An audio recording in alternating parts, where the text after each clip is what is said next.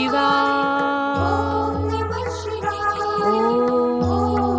नमः शिवाय। ओम नमः शिवाय। ओम नमः शिवाय। नमः शिवाय। ओम नमः शिवाय। ओम नमः शिवाय। ओम नमः शिवाय। ओम नमः शिवाय।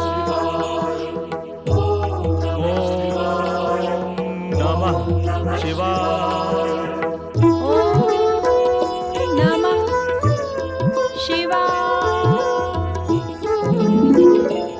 ओम नमः शिवाय।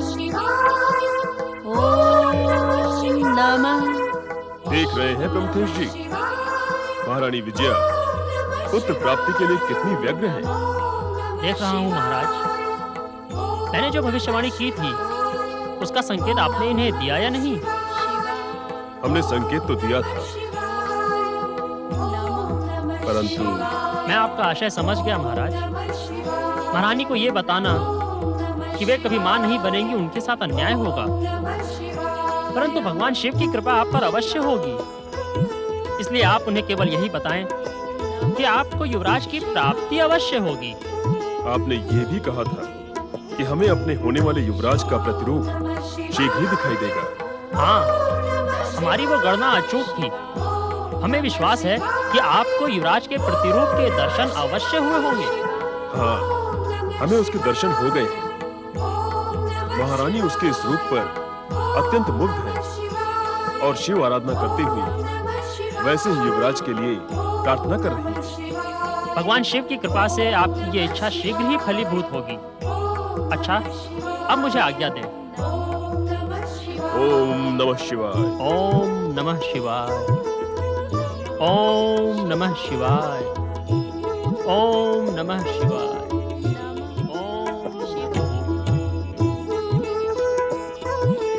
ओम नमः शिवाय। ओम नमः शिवाय।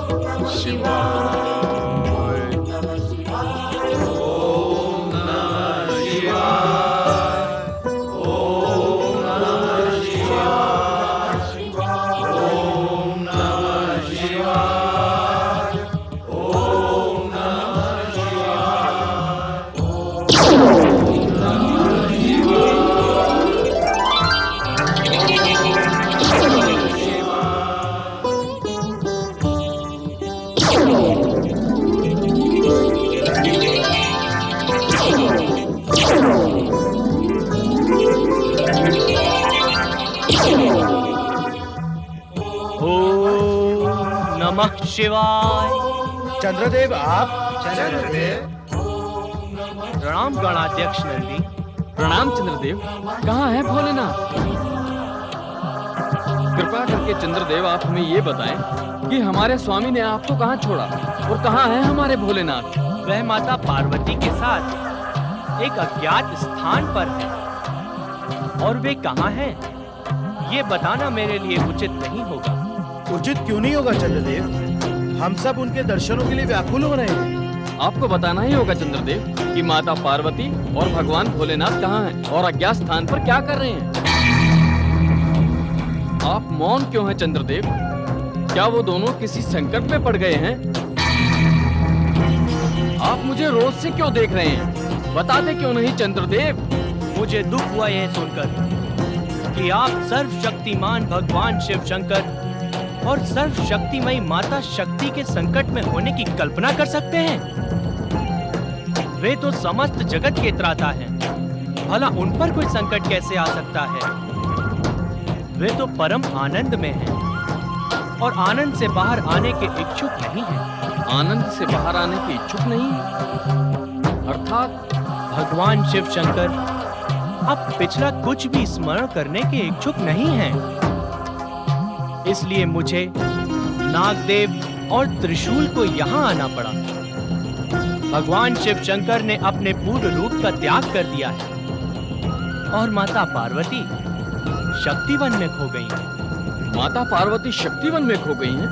हम समझे नहीं चंद्रदेव, कृपा करके आप स्पष्ट हमें समझाएं। तो सुने, माता पार्वती के आग्रह पर भगवान शिव शंकर ने एक शक्तिवन की रचना की है जो नारीमय है। नारीमय है? हम अब भी नहीं समझे चंद्रदेव। उस नारीवन में कोई भी पुरुष बनकर नहीं रह सकता। जो भी पुरुष वहां जाएगा वो नारी बन जाएगा। भगवान भोलेनाथ ने भी स्वयं नारी जैसा रूप धारण कर लिया है। इसी कारण उन्होंने चंद्र, नाग और त्रिशूल का भी त्याग कर दिया है। कहाँ है वो शक्तिवन? इक्ष्वाकुवंशी राजा इल्के काम्यकवन। अर्थात हम वहां नहीं जा सकते? यदि आप वहां जाने का प्रयत्न करेंगे तो पहले तो आप नारी बन जाएंगे, फिर शिव कोप के भाजन बनेंगे। अब आप जैसा उचित समझें करें और मुझे आज्ञा दें। नंदी भैया, हमें नारी बनना स्वीकार है, परंतु हम अधिक समय तक भगवान भोलेनाथ और माता पार्वती से दूर नहीं रह सकते। हमें उनसे दूर रहना होगा, हमें उनका वियोग सहना होगा, परंतु हम में से कोई भी वहां जाने का प्रयास नहीं करेगा। ये शिव आज्ञा के विरुद्ध होगा। हम शिव आज्ञा के बिना कैलाश से हट भी नहीं सकते। इस संकट से मुक्ति का एक ही उपाय है, ओम नमः शिवाय का जाप। देखिए नंदी भैया, नागदेव की आंखों में भी आंसू भर आए हैं।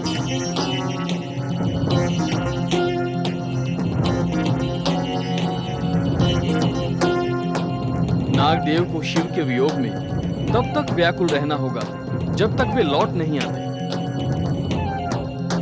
ओम नमः शिवाय। ओम नमः शिवाय। ओम नमः शिवाय। ओम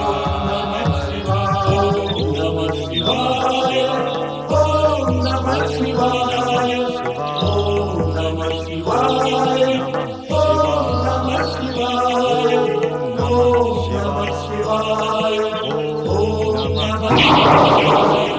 ओम नमः शिवाय। पुत्र बुद्ध,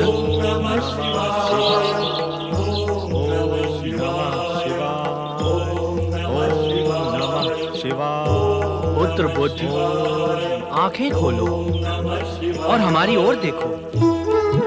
मुझे पुत्र कहने वाले आप कौन हैं? पहले अपना परिचय दें। मैं तुम्हारा धर्मपिता चंद्रदेव हूँ बुद्ध। धर्म पिता या अधर्म पिता, जिस तरह आपने मेरी माता की पावनता को कलंकित किया, खंडित किया, उसी तरह आज मेरी तपस्या भंग करने चले आए। ऐसा करते हुए आपको लज्जा नहीं आई चंद्रदेव? मैं यहाँ तुम्हारी कल्याण कामना लेकर प्रकट हुआ हूँ बुद्ध। मुझ पर वृथा रोष ना करो। मुझे आपसे ना कुछ कहना है ना कुछ पूछना। कृपा करके आप यहाँ से चले जाइए। तुम्हारे मन में मेरे लिए जो दुर्भावना है, दुराग्रह है, उसी को दूर करने के लिए आया हूं मैं। क्या आप नहीं जानते? बुध ग्रह छोड़कर पृथ्वी पर आकर तपस्या करने का कारण आप हैं। अब आप मेरी तपस्या को भी खंडित कर मेरी माता को कलंक मुक्त होने देना नहीं चाहते। यही इच्छा है ना आपकी? नहीं, मेरी यह इच्छा नहीं है। मैं अपने आराध्य, अपने स्वामी भगवान शिव शंकर की शपथ खाकर कहता हूं, मैं सच्चे हृदय से इच्छुक हूं कि तुम्हारी माता तारा कलंक मुक्त हो जाएं और भगवान शिव शंकर की कृपा से देव गुरु बृहस्पति तुम दोनों माता और पुत्र को अपना बनाकर स्वीकार कर लें। इस समय जो सद्भावना आप देव गुरु बृहस्पति के लिए दिखा रहे हैं, उस समय कहां चली गई थी वो, जब आपने मेरी माता को कुदृष्टि से देखा था? उस समय पाप की छाया क्यों घिराई थी आपके तन मन पर? बुद्ध, तुम मानो या ना मानो, परंतु उस अपराध के लिए मैं अकेला दोषी नहीं हूं। देवी तारा का आकर्षण और उनकी दृष्टि में मेरे प्रति लगाव, यह सब देखकर मैं विवश हो गया था। और मैं तो स्वभाव से ही चंचल और कलंकित हूं, परंतु उस समय मेरे स्थान पर कोई अन्य देवता होता या स्वयं इंद्रदेव भी होते तो वह भी मेरे ही समान विवश हो जाते। पिछली भूली बातों का स्मरण कराकर आप मुझे तपस्या से विचलित नहीं कर रहे हैं। मैं यहाँ अपनी माता का पाप प्रक्षालन के लिए शिव आराधना करते हुए तपस्या कर रहा हूँ। क्या आपको उसे असफल करना है? मेरी आपसे प्रार्थना है चंद्रदेव, कृपा करके मुझे अकेला छोड़ दें। मैं सदा के लिए तुम्हारे पास नहीं आया हूँ पुत्र। तुम भले ही स्वीकार ना करो, परंतु तुमसे मेरा स्नेह संबंध विधाता ने चाहे अनचाहे बांध दिया है। तुम्हारे रोष या घृणा करने पर भी वह संबंध समाप्त नहीं हो सकता। जो संबंध हृदय में दुख, विषाद और घृणा उत्पन्न करे, उसकी दुहाई देकर क्या कहने के इच्छुक हैं आप? क्या आपकी इच्छा है कि मैं ये तपस्या छोड़कर अपने गृह लौट जाऊं? मैं कुछ ही क्षणों में यहाँ से चला जाऊंगा बुद्ध, परंतु जो कुछ कहने आया हूँ वह मुझे कह लेने दो। कहिए, क्या कहने आए हैं आप? जिन भगवान शिव शंकर की तुम आराधना कर रहे हो,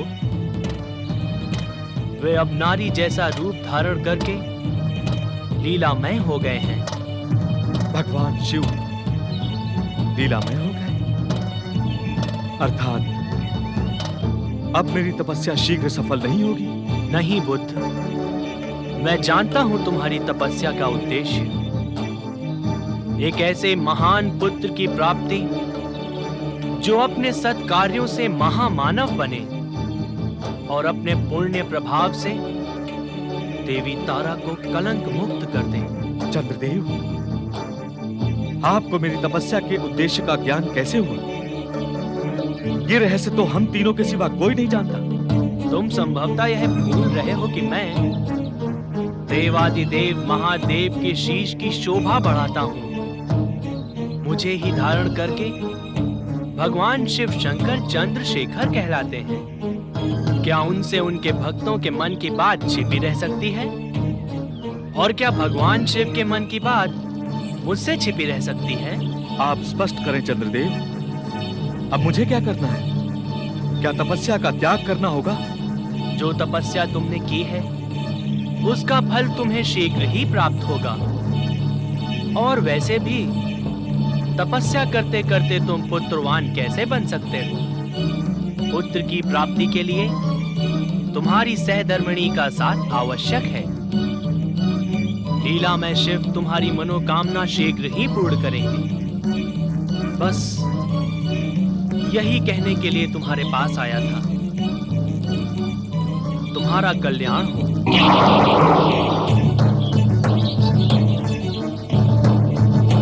कहीं चंद्रदेव मुझे भ्रमित करने तो नहीं आए थे? नहीं,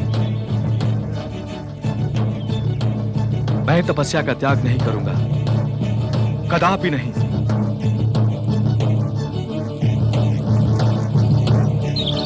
ओम नमः शिवाय।